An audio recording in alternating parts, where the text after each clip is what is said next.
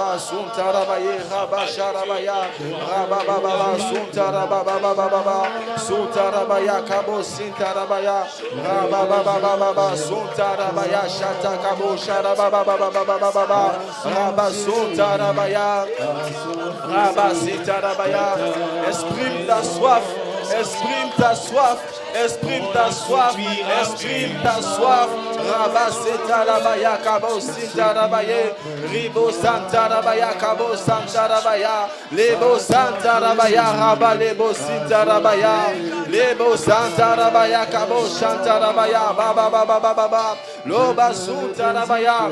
Tu recevras à la mesure de ta soif. Tu recevras à la mesure de l'expression de ta soif. Cette chanson n'est pas un slogan, mais cette chanson est le cri d'un assoiffé. Un assoiffé qui a besoin de la présence du Seigneur. Un assoiffé qui a besoin de la main du Seigneur dans sa vie. Un assoiffé qui a besoin de la main du Seigneur dans sa famille. Un assoiffé qui ne laissera pas passer le Seigneur tant qu'il n'aura pas apporté une solution à ses problèmes.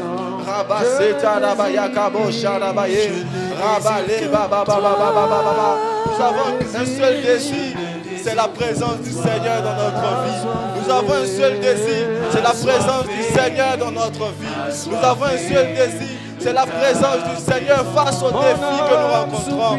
Rabaché Dabaya Kabo Sintarabaye, Rabale Basuntarabaya Kabo Santarabaya, Lebo Santarabaya, Rabale Baba Baba Baba, Lebo Rababa Sunda Rabasharabaye, La Baba Baba Sunda Kabasharababa Baba Baba, Rababa Baba Sunda Kabashirabaya Kaba, Leba Sibo Rabaya Kabasharabaye, Rabale Sintarabaya Kaba, Reba Baba Sunda Rabasheta Kaba Sharababa Baba, Leba Rababa Baba, Leba Sikabo Sharabaye, Rabaleba Suntarabaya Kabo Sharabaya, Reba Sinte Lebo Sharabaya Kabo Santarabaya, Rabaleba Baba Baba, Suntarabaye Rabasharabaya Kabo Santarababa Baba, Leba Sintarabaya Kaba Sunte Lebo Sharabaye, Rababa Suntarabaya Kaba Sharabaye, Rabaloba Suntarabaya, Leba Baba Suntarabaye, Rabaleba Baba, Lo Santarabaya Kaba Sharabaye. Oh Saint-Esprit, nous voulons une autre dimension en ce lieu. Nous voulons une autre dimension en ce lieu, Esprit de Dieu. Nous voulons une autre dimension en ce lieu, Esprit de Dieu. Nous voulons une autre dimension en ce lieu, Esprit de Dieu.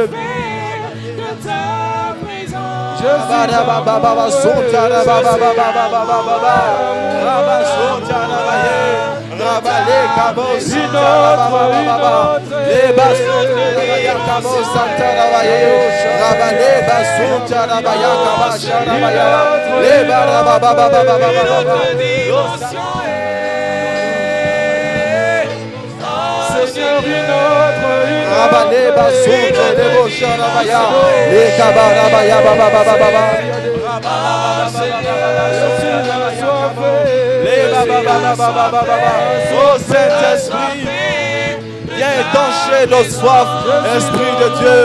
Oh Esprit de Dieu, viens étancher la soif de tes enfants. Oh Esprit de Dieu, viens panser la plaie de tes enfants. Esprit de Dieu, viens guérir le cœur de tes enfants. Esprit de Dieu, viens restaurer les liens de famille. Esprit de Dieu, viens apporter la guérison. Esprit de Dieu, viens guérir. Esprit de Dieu, viens restaurer. Esprit de Dieu, viens donner l'assurance. Esprit de Dieu, nous te viens donner rendons toute l'assurance. la gloire.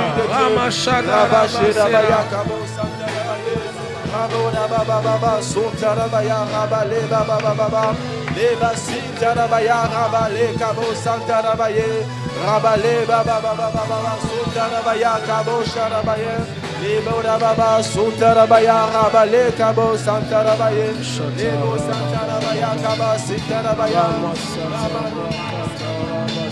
Rabala Baba Baba Leba Suntarabaya Surabashirabaya Kabo Baba Baba demande encore.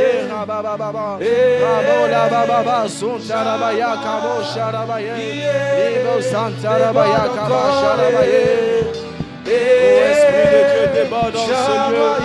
Déborde dans ce lieu. Oh, Esprit de Dieu, déborde dans ce lieu. Esprit de Dieu, déborde dans ce lieu. Esprit de Dieu, viens remplir les cœurs. Déborde encore. Les âmes. Les esprits. Afin de recevoir la parole. Déborde encore de toi, Père éternel, mon Dieu. Oh Père, nous prions, oh Dieu de Dieu. Déborde encore. Déborde dans ce lieu, oh Jésus. Déborde encore.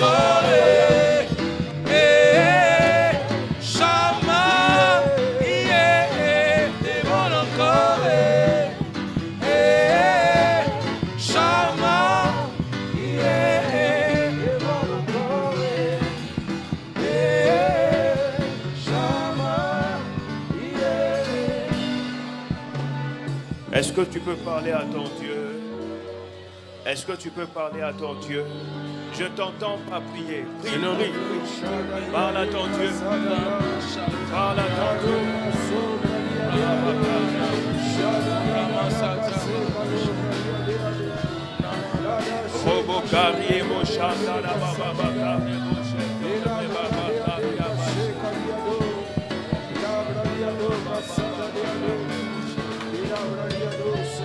Merci Seigneur. Alléluia. Seigneur notre Dieu, notre Père, nous te rendons grâce pour ce dimanche béni. Nous te célébrons, nous te disons merci pour le privilège que tu nous donnes d'être dans ta présence. Père éternel, nous voulons te confier ce temps, Jésus. Comme Jean-Baptiste pouvait le dire encore, il faut que je diminue, il faut que nous diminuions, Seigneur, que toi seul puisses grandir en ce lieu jusqu'à prendre toute la place. Seigneur, je prie pour ta parole. Donne-nous ta parole ce matin. La Bible dit que toute écriture est inspirée de Dieu et utile pour instruire, pour convaincre, pour corriger, pour enseigner dans la justice afin que l'homme de Dieu soit accompli et utile à toute bonne œuvre. Seigneur, que ta parole ce matin puisse nous apporter instruction, qu'elle puisse nous apporter correction, que ta parole, Seigneur, puisse briser notre incrédulité pour nous convaincre. Seigneur, parle-nous, parle-nous, je te le demande dans le nom de Jésus. Je plante ta croix, ton étendard et ta bannière en ce lieu. Je te proclame Seigneur et Maître de toutes choses. Dans le nom de Jésus, nous prions et nous disons Amen. Si c'est pour Jésus que tu acclames, fais-le bien. Que Dieu vous bénisse. Acclame Jésus. Acclame Jésus. Jusque-là, tu es en train d'applaudir.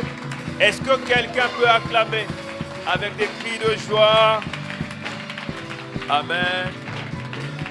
Tu peux te rasseoir dans la présence de Dieu. Alléluia. Voilà, donc je rends grâce au Seigneur pour ce dimanche matin, pour la grâce et le privilège qu'il me donne d'être là pour partager sa parole. Est-ce que tu peux dire à ton voisin, bienvenue dans la présence du Seigneur? Bon, comme ce voisin-là te boude souvent, dis à l'autre, bienvenue dans la présence du Seigneur. Amen. Le thème sur lequel nous allons nous entretenir ce matin s'intitule « Demeure ferme dans ton intégrité ». L'intégrité est une valeur qui tend à disparaître dans notre génération, alors que c'est une valeur majeure et cardinale pour quiconque désire marcher avec Dieu. Et le Seigneur aimerait te parler ce matin et te dire de demeurer ferme dans ton intégrité. Est-ce que tu peux le dire à ton voisin? Voisin, demeure ferme dans ton intégrité. On va ouvrir nos Bibles. J'aimerais que chacun puisse prendre sa Bible. Aujourd'hui, tu n'as pas de prétexte pour ne pas avoir une Bible, n'est-ce pas? Dans ton téléphone, si vraiment tu es un enfant de Dieu, à côté de ton TikTok, tu dois au moins avoir une application qui ressemble à la Bible. Donc nous sommes dans le livre de Daniel, chapitre 3, du verset 15 au verset 30. Donc c'est une longue lecture, j'aimerais que tout le monde puisse prendre sa Bible. On va faire la lecture ensemble. Alors, Daniel, chapitre 3, on commence à partir du verset 15. Verset 15. Maintenant, tenez-vous prêts. Et au moment où vous entendrez le son de la trompette, du chalumeau, de la guitare, de la sambuc, du psalterion, de la cornemuse et de toutes sortes d'instruments, vous vous prosternerez et vous adorerez la statue que j'ai faite. Si vous ne l'adorez pas, vous serez jeté à l'instant même au milieu d'une fournaise ardente. Et quel est le Dieu qui vous délivrera de ma main? Ici, c'est le roi Nebuchadnezzar qui était en train de lancer un défi à Shadrach, Meshach et Abednego, les amis et les compagnons de Daniel qui avaient refusé de se prosterner devant la statuette, disons la statue qu'il avait faite. Le roi était enivré par ses conquêtes. Le roi était enivré par les victoires qu'il a eu à avoir. Et au final, il a commencé à se prendre lui-même comme Dieu. Sauf que dans ce royaume, à Babylone, il y avait 3 hommes qui avaient décidé de demeurer intègres. Il y avait 3 hommes qui avaient décidé de ne pas se soumettre à l'ordre qui avait été donné au peuple, de se prosterner devant la statue. Et ces hommes avaient au préalable, si vous lisez quelques versets avant, ils avaient au préalable été nommés gouverneurs. On continue au verset 16. Shadrach, Meshach et Abednego répliquèrent au roi Nebuchadnezzar, « Nous n'avons pas besoin de te répondre là-dessus. » Qu'est-ce que ces hommes ont dit au roi? Bien-aimé, je prie pour que Dieu te donne d'être intègre. J'étais en train de dire que Dieu te donne d'être quelqu'un d'intègre. Verset suivant. Voici notre Dieu que nous servons peut nous délivrer de la fournaise ardente. Et il nous délivrera de ta main, ô roi. Verset suivant. Sinon, sache, ô roi, que nous ne servirons pas tes dieux et que nous n'adorerons pas la statue que tu as élevée. Dis avec moi, je ne servirai pas d'autres dieux. Encore une fois, je ne servirai pas d'autres dieux. Verset 19. Sur quoi Nebuchadnezzar fut rempli de fureur. Et il changea de visage en tournant ce regard contre Shadrach, Meshach et Abednego. Il reprit la parole et ordonna de chauffer la fournaise combien de fois? 7 fois plus qu'il ne convenait de la chauffer. Verset suivant. Puis il commanda à quelques-uns des plus vigoureux soldats de son armée de lier Shadrach, Meshach et Abednego et de les jeter dans la fournaise. Bien-aimé, je veux dire à quelqu'un une chose. Quelle que soit la personne qui vous en intime l'ordre, il ne faut jamais oser vous attaquer à un homme de Dieu. N'osez jamais vous attaquer à un homme de Dieu oint, rempli du Saint-Esprit qui a une alliance avec Dieu. C'est vrai que dans ce passage, c'est le roi qui leur avait donné l'ordre de le faire. C'était des hommes vigoureux, forts. Mais nous allons voir par la suite qu'est-ce qui leur est arrivé. Ces hommes furent liés avec leurs caleçons, leurs tuniques, leurs manteaux et leurs autres vêtements et jetés au milieu de la fournaise. Comme l'ordre du roi était sévère, que la fournaise était extraordinairement chauffée, la flamme fit quoi? Tua les hommes qui avaient jeté Shadrach, Meshach et Abednego. Verset suivant. Et ces 3 hommes, Shadrach, Meshach et Abednego, tombèrent liés au milieu de la fournaise. Verset suivant. Alors le roi Nebuchadnezzar fut effrayé, se leva précipitamment. Il prit la parole et dit à ses conseillers, « N'avons-nous pas jeté au milieu du feu 3 hommes liés? » Il répondit, « Ô roi, certainement ô roi. » Il reprit et dit, « Eh bien, je vois 4 hommes sans lien, qui marchent au milieu du feu et qui n'ont point de mal. Et la figure du quatrième ressemble à celle d'un fils de Dieu. Ensuite, Nebuchadnezzar s'approcha de l'entrée de la fournaise ardente et prenant la parole, il dit, Shadrach, Meshach et Abednego, serviteurs du Dieu suprême, sortez et venez. Shadrach, Meshach et Abednego sortirent du milieu du feu. Ils sortirent du milieu du feu. J'étais en train de dire que je vois quelqu'un sortir du milieu du feu ce matin. Si c'était toi, tu allais me donner un bon amen. Les satrapes, les intendants, les gouverneurs et les conseillers du roi s'assemblèrent. Ils virent que le feu n'avait eu aucun pouvoir sur le corps de ces hommes et que les cheveux de leur tête n'avaient pas été brûlés, que leurs caleçons n'étaient point endommagés et que l'odeur du feu ne les avait pas atteints.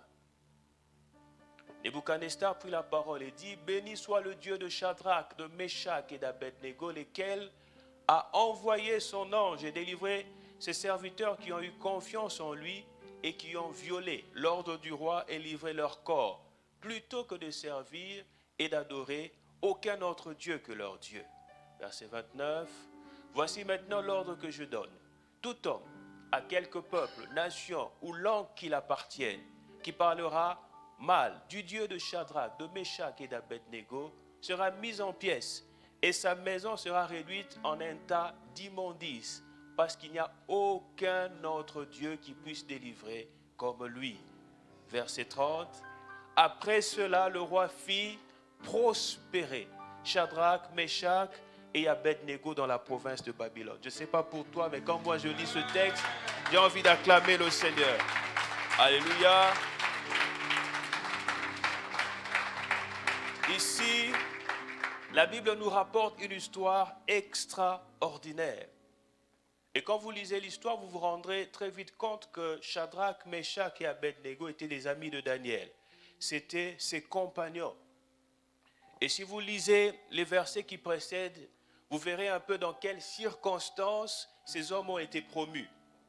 Le roi avait fait un songe, c'était le songe d'une statue, du colosse aux pieds d'argile. Vous connaissez l'histoire, avec la pierre qui s'était détachée sans le secours d'aucune main. Vous connaissez l'histoire des prophéties de Daniel. Lisez la Bible, bien-aimés. Donc, c'est un songe qui avait fait peur au roi, et le roi convoquait tous ses sorciers, ses mages. Parce qu'à l'époque, les rois travaillaient toujours avec un groupe de sorciers, des magiciens autres. Il leur a dit, vous devez, me rappeler le songe que j'ai eu à faire, parce que ce songe m'a effrayé, et ensuite me donner l'explication du songe. Si vous n'arrivez pas à le faire, je vais vous tuer. Donc finalement, il commençait à tuer les sorciers parce que personne n'arrivait à retrouver le songe et puis à donner l'explication. Et Daniel a résolu de chercher Dieu. Et le Seigneur lui a donné et le songe et l'explication du songe. Donc c'est là que le roi avait décidé d'élever Daniel. Et Daniel avait saisi l'occasion pour recommander ses compagnons, ses amis. Shadrach, Meshach et Abednego qui ont été nommés gouverneurs de Babylone. Et donc le roi Nebuchadnezzar était pris d'une folie, la folie de la grandeur. Il était enivré par les succès qu'il a eus. Il avait donc décidé d'ériger une grosse statue. Bien aimé, la statue était énorme. Elle mesurait 30 mètres. Et le roi avait décidé que tout le peuple, au son de la musique, devait se prosterner devant cette statuette. De cette statue, parce qu'elle avait 30 mètres. Sauf que Shadrach, Meshach, Abednego, bien qu'ils avaient quitté leur pays pour être déportés à Babylone, ils n'avaient pas abandonné leur Dieu pour adorer le Dieu des Babyloniens. Ils savaient qu'ils avaient un Dieu et que leur Dieu était un Dieu vivant. Ils ont donc refusé de se prosterner devant le statut que le roi avait érigé. Et naturellement, comme il y a des jaloux dans tous les milieux, ils ont fait le rapport au roi de Babylone. Que les gouverneurs que tu as nommés, ils refusent de se soumettre à l'ordre que tu nous as donné. Ils ont refusé de se prosterner. Alléluia. Bien-aimés, combien de croyants aujourd'hui, dans cette génération, font le contraire de ce que Shadrach, Meshach et Abednego ont fait? Combien de croyants aujourd'hui hypothèquent leur relation avec Dieu afin de garder leur titre et leur position? Combien de croyants aujourd'hui ont laissé la main de Dieu pour s'accrocher à certains postes à cause de la poursuite de certains gains matériels? Alléluia. Vous savez, être chrétien, être enfant de Dieu, ce n'est pas simplement le fait de venir à l'église. Si tu es réellement un enfant de Dieu, Dieu va te faire passer par un test. Et le premier test par lequel tu passeras, c'est le test de l'intégrité. Il est important que nous soyons connus comme étant des personnes intègres, comme étant des personnes qui marchent dans la droiture. C'est quoi l'intégrité? L'intégrité, c'est simplement ta capacité à garder la parole de Dieu, même quand les circonstances ne sont pas favorables. Ton intégrité, c'est simplement ta capacité à tenir sur la parole de Dieu. C'est ta capacité à ne pas brader la parole de Dieu, à ne pas te compromettre. Alléluia. Est-ce que je parle à quelqu'un ce matin? Cette intégrité doit t'amener à faire exactement ce que le ciel attend de toi. Est-ce que tu peux mettre la main sur ton cœur et dire, Seigneur, je veux être intègre? Le ciel ne t'entend pas. Est-ce que tu peux le dire comme une prière? Bien-aimé, il est impossible de plaire à Dieu si vous n'êtes pas quelqu'un d'intègre dans vos voies. C'est impossible. Et la suprême intégrité pour chaque homme de Dieu, pour chaque croyant, consiste à faire sous le soleil exactement ce que le Seigneur attend de toi. Quelqu'un d'intègre, c'est quelqu'un qui vit uniquement pour satisfaire les intérêts du royaume de cieux. Quelqu'un d'intègre est une personne qui vit uniquement pour satisfaire, pour plaire au cœur de Dieu, pour faire ce à quoi Dieu vous a appelé. C'est ça l'intégrité. Bien-aimés, vous ne pouvez pas marcher avec Dieu, expérimenter sa grâce, sa puissance, si vous n'êtes pas quelqu'un d'intègre. Et pour ceux qui écrivent, retenez bien ceci. Votre intégrité ne sera pas une exemption aux problèmes et aux défis de la vie. Bien au contraire, des fois votre intégrité peut vous créer des sérieux problèmes. Parce qu'une personne intègre sera éprouvée dans la vie. Est-ce que je parle à quelqu'un ce matin? Et ta réelle preuve aura pour but de remettre en cause ton intégrité. Pourquoi est-ce que des personnes aujourd'hui, ce n'est pas les prières qui manquent dans l'église, mais aller chercher les exaucements, il y en a très peu. Pourquoi est-ce que les exaucements manquent? Pourquoi est-ce que beaucoup de personnes ne voient pas la main de Dieu intervenir dans leur vie? Pourquoi est-ce que beaucoup de personnes n'expérimentent pas la faveur de Dieu dans leur vie? Pourquoi est-ce que dans la vie de beaucoup de chrétiens, les choses ne marchent pas? C'est à cause du manque d'intégrité. Est-ce que tu peux dire à ton voisin, l'intégrité est fondamentale? Dis à l'autre voisin, l'intégrité est fondamentale. Bien-aimé, je vais t'amener à faire un petit test pour toi-même, pour voir si tu es intègre ou pas. Le test, ce n'est pas pour le voisin, c'est pour toi-même. Pour voir si tu es intègre ou pas, avec des petites questions. Est-ce que tu es un homme de parole? Quand tu donnes ta parole, est-ce que tu la tiens? Est-ce que tu es quelqu'un qui honore ses engagements? Est-ce que tu honores tes vœux? Est-ce que tu es quelqu'un de ponctuel au rendez-vous? Quand on dit, on commence la prière à 11h, est-ce que tu es là à 11h? Bien-aimé, quand les gens te regardent, qu'est-ce qu'on dit de toi? Est-ce que tu vis dans la vérité ou bien tu es à l'aise dans le mensonge? Alléluia. Tu ne peux pas expérimenter la faveur de Dieu, même si on te baigne dans l'huile. Tu n'expérimenteras jamais la faveur de Dieu si tu es à l'aise dans le mensonge. La Bible dit que celui qui ment est du diable. La Bible dit que le diable est le père du mensonge. Donc, si tu es un menteur par rapport au diable, tu es qui? Quel est le lien de filiation? Tu es son fils. Alléluia. Et aujourd'hui, nous avons adopté le mensonge dans notre manière de vivre, même chez les croyants. Et nous pensons que Dieu peut continuer à nous approuver, à marcher avec nous quand on vit dans le mensonge. Bien-aimé, tu as besoin d'être intègre. Est-ce que tu peux le dire à ton voisin? Tu as besoin d'être intègre. Est-ce que tu es connu comme étant quelqu'un de faux? Quand tu donnes ta parole, est-ce que les gens peuvent se fier à ta parole? Il y a des gens qui sont tellement manipulateurs que le faux est devenu leur manière de vivre. Vous n'aurez jamais la faveur de Dieu dans le faux. Vous savez, l'intégrité, c'est aussi le fait de faire à l'autre ce que tu voudrais qu'on te fasse en retour. Tu ne peux pas vouloir à ce que les gens te bénissent. Tu ne peux pas vouloir à ce que les gens te fassent constamment du bien, alors que toi, tu ne fais jamais du bien aux gens. Même si tu te retrouves dans une situation où tu es capable de le faire, tu n'es pas intègre. Alléluia. L'intégrité, c'est que tu connais faire le bien et tu veux voir des gens te faire du bien. Alors, toi, tu dois commencer à faire le même bien aux autres. Est-ce que je parle à quelqu'un? Nous devons apprendre à être intègres. Vous savez, nous les Africains, nous avons souvent tendance à accuser les Européens. Non, si nous souffrons en Afrique, c'est à cause des Occidentaux. C'est eux qui font en sorte que nos pays ne se développent pas. Bien aimé, la vérité, si nos pays ne se développent pas, c'est nous-mêmes.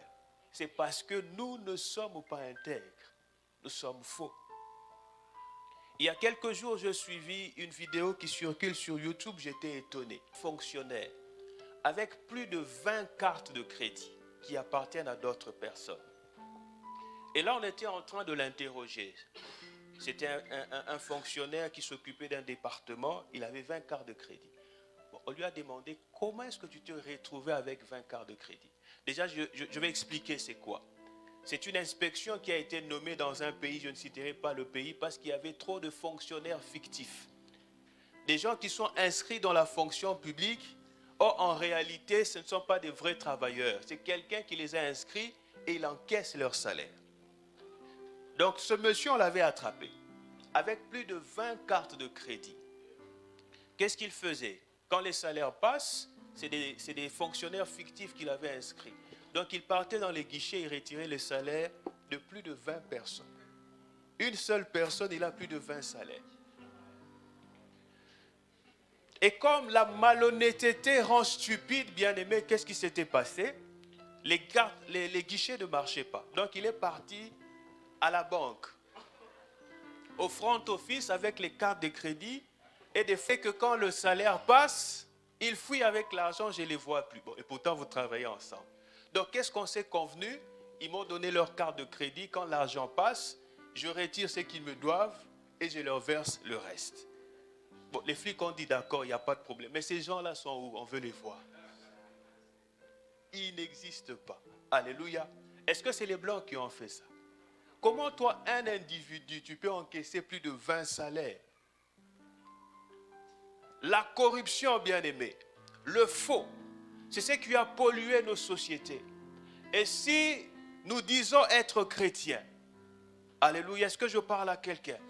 Et si nous, en tant que chrétiens, on n'intervient pas dans notre société pour briller par notre intégrité, nous devenons complices de tout ce qui se passe. Est-ce que je parle à quelqu'un? Prier, ce n'est pas la réponse, bien-aimé. C'est un bon début, mais ce n'est pas la réponse. Mais agir selon la parole de Dieu, là où Dieu te place, c'est la clé pour le développement de nos sociétés. Je vais dire à quelqu'un qui donne une prophétie en disant que Dieu m'a dit, alors que Dieu ne t'a rien dit. C'est le manque d'intégrité. Il faut être intègre, bien-aimé. Ça ne sert à rien d'inventer des prophéties, de faire parler Dieu alors qu'il n'a rien dit. Est-ce que tu peux dire à ton voisin, il faut être intègre dans tes voies? Dis à l'autre voisin, il faut être intègre dans tes voies. L'intégrité, ça demande du caractère. Il faut être intègre. Quand on a besoin d'argent, on appelle les parents en disant, papa, je suis malade. Alors que tu es en train de manger grosse boule de Smith. c'est le manque d'intégrité. Si tu as besoin d'argent, dis papa, j'ai besoin d'argent. Bien-aimé, tu es un enfant de Dieu. Être un enfant de Dieu ne consiste pas à dire je lis la Bible, je prie, je jeûne, je viens à l'église. Non. On peut faire tout ça sans pour autant être intègre. Est-ce que je parle à quelqu'un ce matin?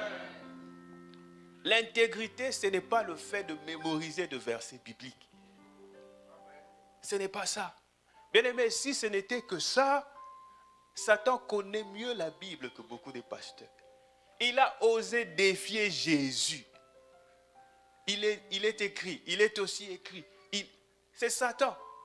Bien-aimé, si l'intégrité, si être chrétien ne se limite qu'à mémoriser les versets bibliques, Satan est un champion. L'intégrité va au-delà de tout ça.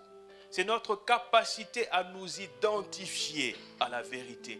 C'est notre capacité à tenir sur le voie de la vérité. C'est notre capacité à nous identifier aux valeurs du royaume des cieux. Est-ce que je parle à quelqu'un? Bien-aimé, n'aimez pas le faux. Dis à ton voisin, n'aime pas le faux. Il y a quelques années, quand j'étais arrivé au Maroc, bien-aimé, on avait l'ambassade. Bon, j'ai cité, vous comprenez que c'est mon pays. Je voulais cacher, mais bon, c'est pas grave. On avait l'ambassade à Fès. Ça veut dire que si tu veux faire un document, tu n'as pas besoin de te déplacer. Je me rappelle, je vivais même avec des chrétiens qui faisaient le faux au quartier. Je suis allé à Rabat pour faire un papier, je suis revenu, mon collègue m'a dit, tu étais où? Non, j'étais à Rabat. Pour faire quoi? Pour faire les papiers. Il m'a dit, ça ne sert à rien. J'ai dit, pourquoi? Mais on a l'ambassade dans tel quartier. J'ai dit, comment ça? Il est sorti, il est parti dans la chambre, il m'a sorti le même document que je venais de faire à l'ambassade, bien aimé, identique, les cachets, la signature. Ce n'est pas comme maintenant où on peut scanner, où il y a l'intelligence artificielle. Je vous parle des choses d'il y a 23 ans. Copie conforme. J'ai dit, mais pourquoi tu ne vas pas faire à l'ambassade? Non, l'ambassade, premièrement, je paye le transport. De deux, je perds du temps. 3, quand tu vas arriver là-bas, au lieu de te faire directement le document, ils vont te faire d'autres documents qui n'ont rien à voir avec ça, tu vas dépenser de l'argent. Donc moi, je le fais ici à moins de 50 dirhams. Un chrétien. Quand je rencontrais la personne qui signait les papiers parce que j'étais impressionné, bien aimé, c'est la même signature. Je lui ai demandé, mais comment tu fais pour signer de la même manière? Vous connaissez sa réponse? Il me dit, non, ça c'est un don que j'ai reçu de Dieu.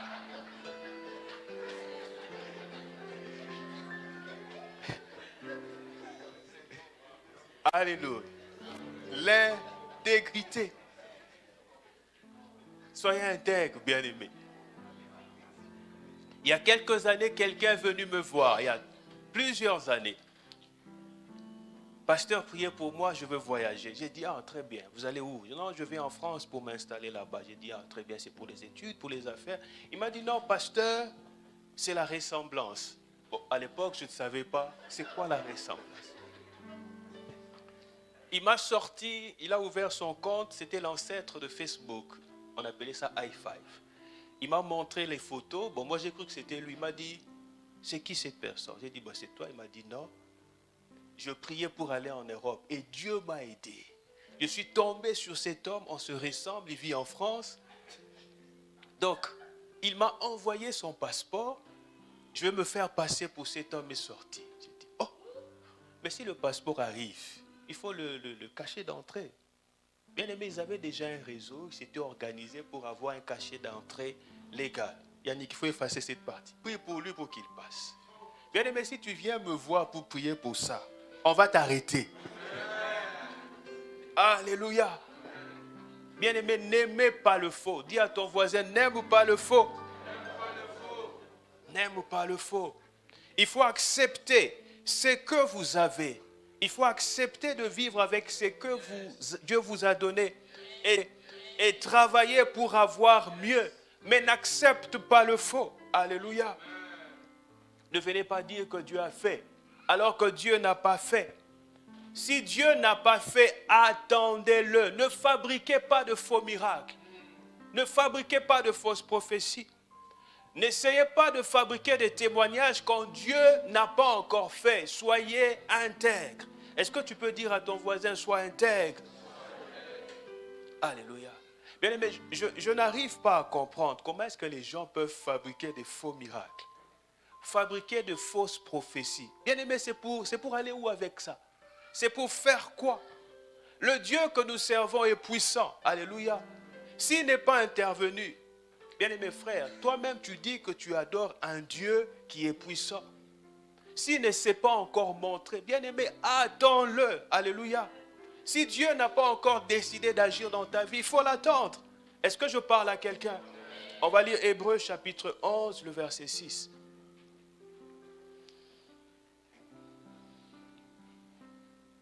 Dis avec moi l'intégrité. Hébreux 11, 6. La Bible dit, or sans la foi, il est impossible de lui être agréable. Car il faut que celui qui s'approche de Dieu croit que Dieu existe. Et qu'il est quoi? Le rémunérateur de ceux qui le cherchent. Bien aimé, le Dieu que nous servons, si vous le cherchez de tout votre cœur, je vous garantis qu'il ne vous décevra jamais. On vient de le lire, notre Dieu est le rémunérateur de ceux qui le cherchent. Alléluia. Mais Dieu n'apportera pas sa main, sa récompense sur ta vie, si au préalable, tu ne travailles pas pour l'avancement de son royaume. C'est important de le comprendre. Dieu est le rémunérateur de ceux qui le cherchent. Chercher Dieu, c'est quoi? Demande à ton voisin, c'est quoi chercher Dieu? Chercher Dieu va au-delà du simple fait de venir à l'église. Chercher Dieu, c'est simplement s'appliquer à faire ce que Dieu te demande de faire dans le couloir de ta destinée. Alléluia. Donc si je dis que je cherche Dieu, je dois être fermement résolu à lui obéir contre vents et tempêtes. Alléluia. Et j'insiste encore, ce n'est pas parce que tu es intègre que tu n'auras pas de défis dans ta vie. Bien au contraire. La Bible dit que tous ceux qui veulent vivre pieusement avec Christ seront quoi? Persécutés. 2 Timothée chapitre 3, le verset 12. Jésus-Christ rajoute une couche dans Jean chapitre 16, le verset 33. Qu'est-ce que Christ dit? Il dit, vous aurez des tribulations dans le monde, mais prenez courage. Jean 16, 33, vous aurez des tribulations. Il n'a pas dit vous aurez une tribulation. Il a dit vous aurez des tribulations, c'est au pluriel. C'est quoi les tribulations? Les tribulations, ce sont des événements qui ne sont pas du tout agréables. Les tribulations, ce sont des événements qui sont à votre désavantage. Les tribulations, ce sont des choses qui auront à vous apporter de la douleur, de la peine à votre âme, à troubler votre cœur. C'est ça les tribulations.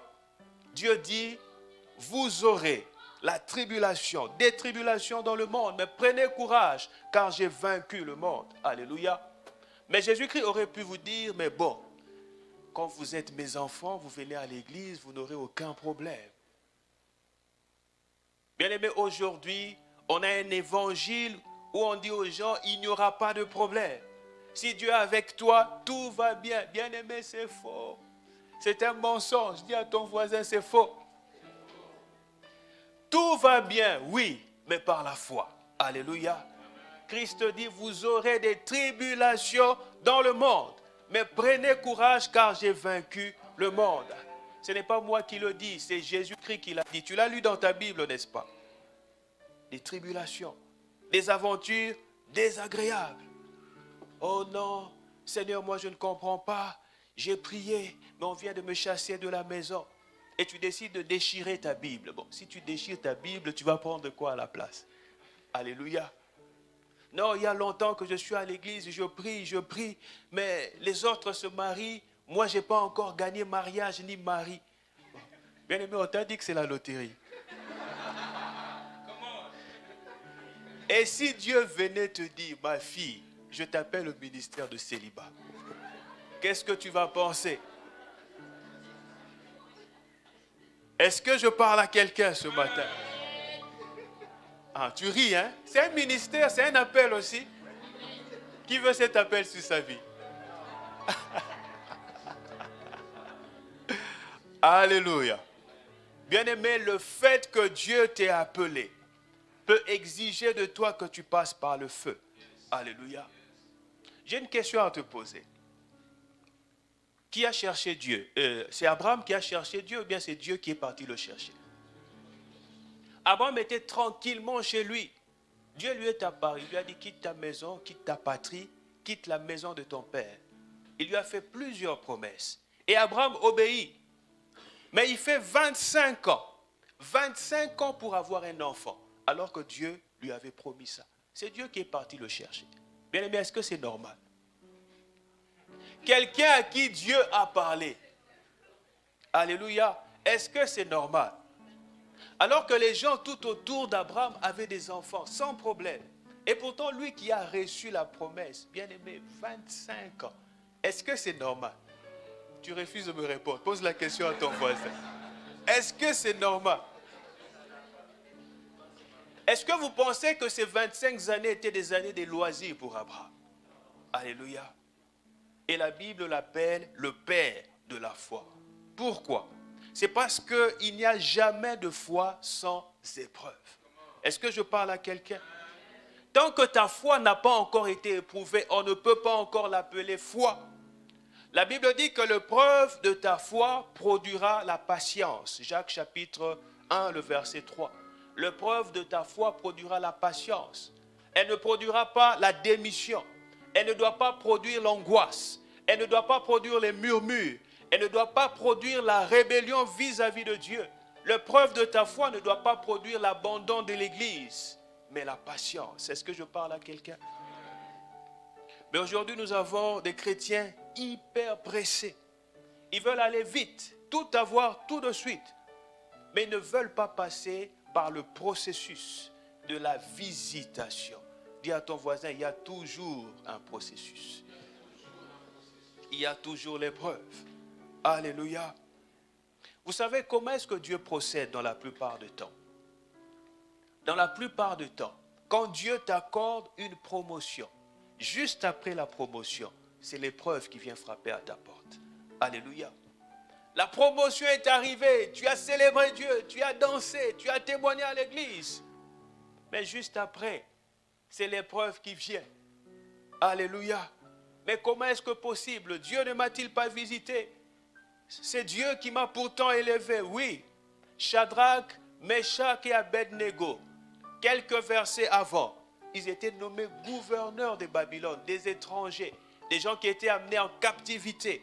Mais juste après, c'est l'épreuve de la statue qui arrive. Il faut se prosterner pour adorer. Alléluia. Qu'est-ce que tu aurais fait à leur place? Demande à ton voisin, qu'est-ce que tu aurais fait à leur place? Tu aurais choisi de t'accrocher à ta position ou bien d'obéir à Dieu? Alléluia. Il faut rester intègre. Pour le compagnon de Daniel, c'était un statut physique. Mais quelle est la statue pour toi? Qu'est-ce que cette statue représente dans ta vie? Qu'est-ce que tu as bradé dans le sens de ton intégrité, simplement pour t'accrocher à certains privilèges? Est-ce que je parle à quelqu'un? Vous savez, il y a des situations dans la vie où tu as prié, tu as jeûné, tu as bombardé, tu as ligoté, tu as tailladé en disant, Seigneur, épargne-moi de ça. Mais il y a des situations où Dieu, malgré tout ce que tu auras fait, il ne va pas t'épargner de ça. Dieu va te dire, ma fille, mon fils, tu dois y aller. Alléluia. Retenez ceci. Bien-aimés, quand vous avez prié contre un problème, si le problème, malgré tout ce que vous avez fait dans la prière, arrive quand même, ça veut dire que Dieu a une autre manière de résoudre le problème. Est-ce que je parle à quelqu'un? Dieu est multisystème. Tu ne peux pas l'enfermer dans une bouteille pour dire, voici Dieu. Non, Dieu est multisystème. Est-ce que je parle à quelqu'un? Dieu peut résoudre le problème en l'éloignant de toi. Dieu peut résoudre le problème en te laissant y entrer. Est-ce que je parle à quelqu'un? Donc le fait que tu sois entré dans le problème, ça ne veut pas dire que Dieu n'est pas forcément avec toi, non. Et le manque de sagesse de certaines personnes, c'est de croire que Dieu les a laissés parce que le problème est arrivé. Non, Dieu ne t'a pas lâché. Est-ce que tu peux le dire à ton voisin? Dieu ne t'a pas lâché. Et quand à un certain moment tu as trop prié, tu as gêné et le problème persiste, alors laisse-toi aller dans le problème.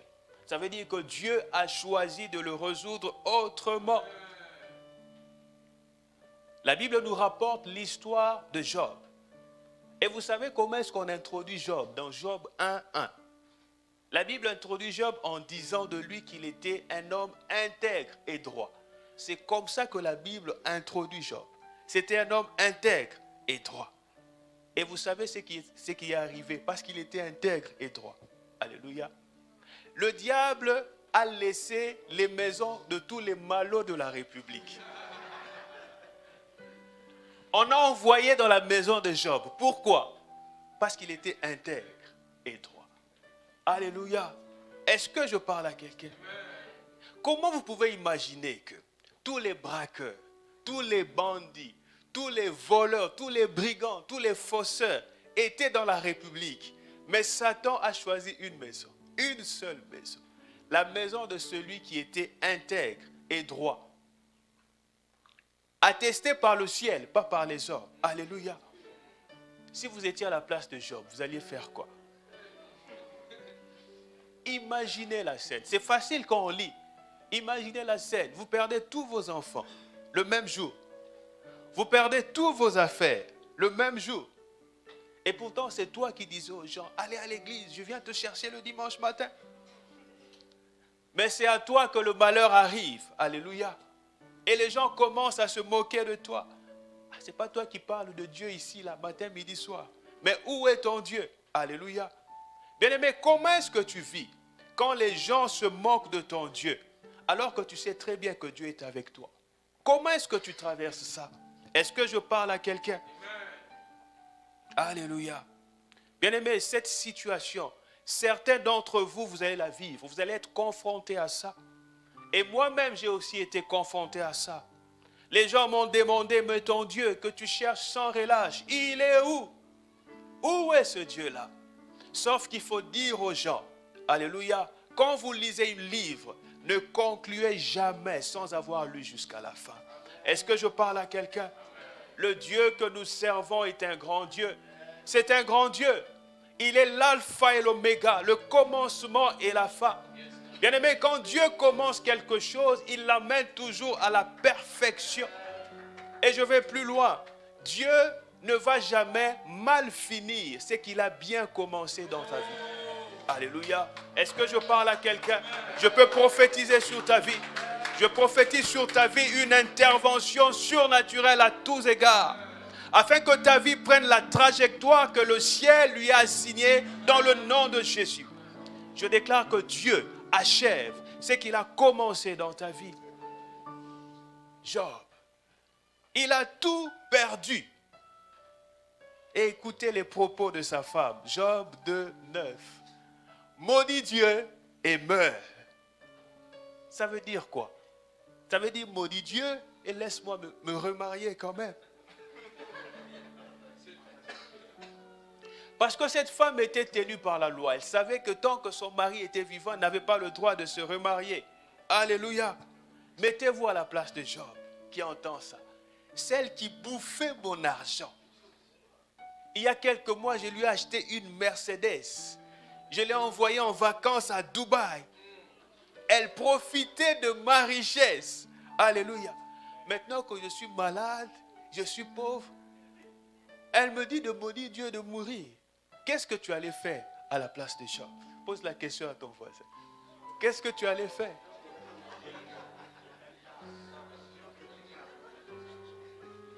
Vous savez, en disant ça, qu'est-ce qui s'est passé dans la tête de la femme? La femme de Job avait remarqué que l'ami de Job, qui s'appelle Anatole, qui commençait déjà à lui faire des clins d'œil. Et ça l'embêtait que Job soit toujours vivant. Mais toi, il faut mourir pour que on fasse les affaires avec Anatole. Ta présence me dérange.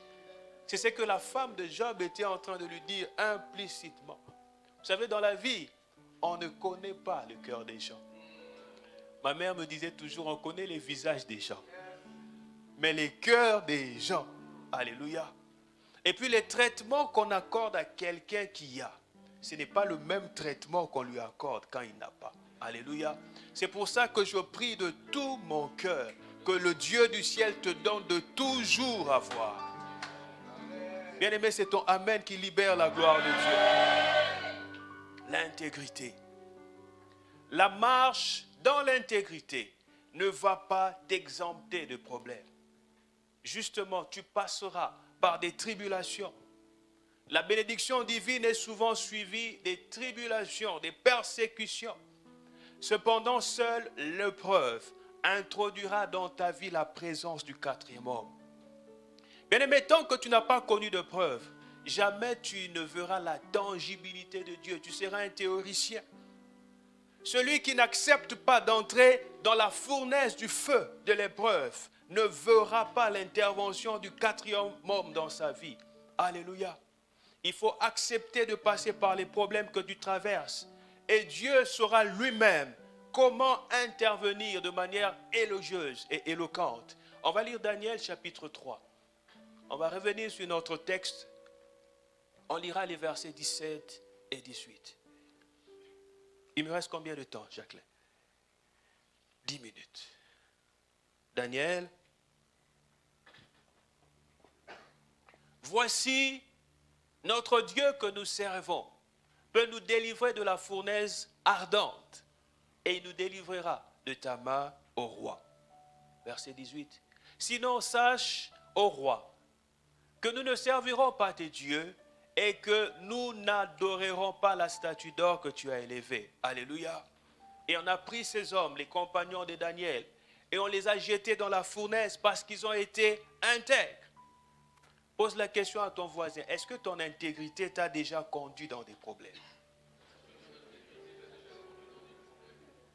Bon, ce voisin-là te boude, il n'est pas content. Pose à l'autre voisin, est-ce que ton intégrité t'a déjà conduit dans des problèmes? Alléluia. Bien-aimé, ton intégrité peut te faire perdre des avantages. Tu as un poste quelque part, on te demande de signer un faux document, tu refuses, on te fait sauter. Le monde dans lequel nous vivons n'accepte plus les personnes intègres. Nous devenons des spécimens rares, mais nous devons tenir dans l'intégrité. J'entends quelqu'un me dire, mais pasteur, tu exagères. Tout le monde dans ce pays fait comme ça. Tout le monde fait. Bien-aimé, ce n'est pas parce que tout le monde fait que tu es obligé de faire. Alléluia. La majorité n'a pas toujours raison. Toi, tu dois rester ferme dans les voies de l'intégrité. Alléluia. Il y a des gens qui sont ici, qui ont des dettes des gens, mais qui refusent de payer. Quand on te réclame la dette, tu te fâches. Le frère est méchant, la sœur est méchante. Bien aimé, c'est un manque d'intégrité. Il faut payer tes dettes. Alléluia. Bien aimé, il faut vous rendre compte que celui qui doit est esclave de celui à qui il doit. Alléluia. Si tu dois à quelqu'un, tu es son esclave. Et la personne peut te livrer à cause de ce que tu lui dois. C'est un principe spirituel. Et la Bible dit que celui qui paye ses dettes s'enrichit. Alléluia. Alléluia. Est-ce que je parle à quelqu'un? J'ai même vu des gens qui sont venus me voir. Pasteur, prie pour moi, ça chauffe chez moi. Si Dieu m'ouvre les portes, je soutiendrai l'église CGR. On a prié, Dieu a ouvert les portes. Ils sont même venus témoigner en secret. Pasteur, j'ai trouvé un emploi stable. Bon. Bien aimé, on a les retards de loyer de l'église. Bon, pasteur, je dois renouveler ma garde-robe. Après, je dois acheter une chaussure. Après, j'ai un voyage à faire et quand je reviendrai, on verra. Et certains même, ils ne viennent plus à l'église. Quand on les appelle le dimanche matin, pasteur, j'ai travaillé toute la semaine, je veux me reposer. Après, je ferai un peu de sport. Comme ça, je vais... Dis à ton voisin, il faut demeurer intègre. Oh Dieu, je veux te voir dans ma vie. Bien-aimé, comment est-ce que Dieu se montrera dans tes épreuves? Si au préalable, toi-même, tu n'es pas quelqu'un d'intègre. vis-à-vis de lui. Est-ce que je parle à quelqu'un? Quand vous avez décidé d'honorer Dieu, bien aimé, les épreuves n'auront pas le pouvoir de vous détruire. Alléluia. Quel que soit le chemin par lequel tu passeras, Dieu te délivrera. Est-ce que je parle à quelqu'un? Et je lève ma main vers le ciel et j'appelle sur toi le secours d'en haut. Quel que soit le chemin, les circonstances par lesquelles tu es en train de passer, Dieu envoie son ange pour te délivrer dans le nom de Jésus. Je déclare que le 4e homme se fasse voir dans tous tes combats et te délivre du feu dans le nom de Jésus. Je déclare, décrété, établi que tu sortiras vainqueur de tous les combats que tu livres. Bien-aimés, tes adversaires sont livrés au tourment de la puissance extraordinaire de Dieu dans le nom de Jésus. Je déclare que les hommes se rendront compte que le feu n'a pas d'impact sur ta vie. Comme dans la vie de Shadrach, de Meshach, d'Abednego, où les vêtements n'ont pas été consumés par le feu et les cheveux ont été gardés. Même l'odeur du feu n'était pas sur eux. Je déclare et établis sur ta vie que même les odeurs des épreuves ne laisseront aucune trace sur ta vie dans le nom de Jésus. C'est ton amen qui libère la gloire de Dieu. L'épreuve. L'épreuve vient donner une certification à ta divinité. L'épreuve vient donner une authentification à ton alliance. C'est comme quand on fait une photocopie. Pour que la photocopie ait de la valeur, il faut être légalisé. Il faut que ça soit authentifié. C'est ce que l'épreuve vient donner. Bien-aimé, si tu n'es pas passé par le feu, les gens ne reconnaîtront pas que Dieu est avec toi. C'est là la marque de ton alliance. C'est ce qui démontre que Dieu est réellement avec toi. Il faut que des choses pareilles arrivent. Plus l'épreuve est grande, plus la gloire de Dieu qui s'ensuit est incomparable. Est-ce que je parle à quelqu'un? Si je prie, je dis à Dieu, fais-moi voir ta gloire. Je dois accepter de passer par les humiliations, souvent les plus terribles. Alléluia. Bien-aimé, si Dieu décide de te donner une maison et que la maison doit passer par le fait qu'on t'expulse, qu'on te mette dehors, et quand tu demandes du secours aux gens, que les gens refusent de t'aider à payer le loyer, alors accepte qu'on mette tes affaires dans la rue et attends-toi au Seigneur. Parce que c'est peut-être cette scène de tes affaires dans la rue qui fera que la personne qui doit t'offrir la maison passera par là et verra tes affaires au bord de la rue et sera touché pour t'offrir la maison. Est-ce que je parle à quelqu'un? Mais si tu refuses de passer par les épreuves, tu ne verras jamais la main de Dieu sur ta vie. Mais notre Dieu est un Dieu extraordinaire. Extraordinaire. Je reviens sur l'histoire de Shadrach, Meshach et Abednego. Mais pourquoi est-ce que Dieu devait attendre à ce que les gens entrent dans le feu pour intervenir? Est-ce qu'il ne pouvait pas le faire avant? Dieu n'avait-il pas le pouvoir de faire tomber le roi Nebuchadnezzar avant qu'on mette les compagnons de Daniel dans le feu? Est-ce qu'il n'avait pas ce pouvoir-là? J'imagine les compagnons de Daniel en train de prier. Feu, feu, feu sur le roi Nebuchadnezzar. Je ligote, je lis. Bien aimé, ils ont ligoté et lié, mais le roi n'était pas mort. Alléluia. Est-ce que je parle à quelqu'un? Il n'était pas mort. Rien n'a marché. Ils ont dit, nous savons que Dieu peut nous délivrer de ta main. Mais quand bien même il déciderait d'agir autrement, nous ne nous prosternerons pas. Alléluia. Ils étaient prêts à mourir. Ils se sont dit, dans tous les cas, on meurt. On mourra de toute façon un jour de quelque chose. Mais nous ne voulons pas mourir de manque d'intégrité. Ce serait pour nous un honneur de mourir parce qu'on a cru à la parole de Dieu, parce qu'on a choisi d'obéir au Seigneur. Bien-aimés, nous devons aller au-delà de ce qu'on a aujourd'hui dans notre manière de marcher avec Dieu. À cause de quoi tu as hypothéqué ton intégrité? À cause d'un iPhone, à cause d'une paire de chaussures, à cause d'une voiture, à cause d'une maison. Alléluia. Bien-aimé, ton intégrité a plus de poids que toutes ces choses. Est-ce que tu peux le dire à ton voisin? Ton intégrité. Et regardez ce qui est arrivé aux compagnons de Daniel quand ils ont choisi de de rester dans l'intégrité. Daniel chapitre 3, le verset 30.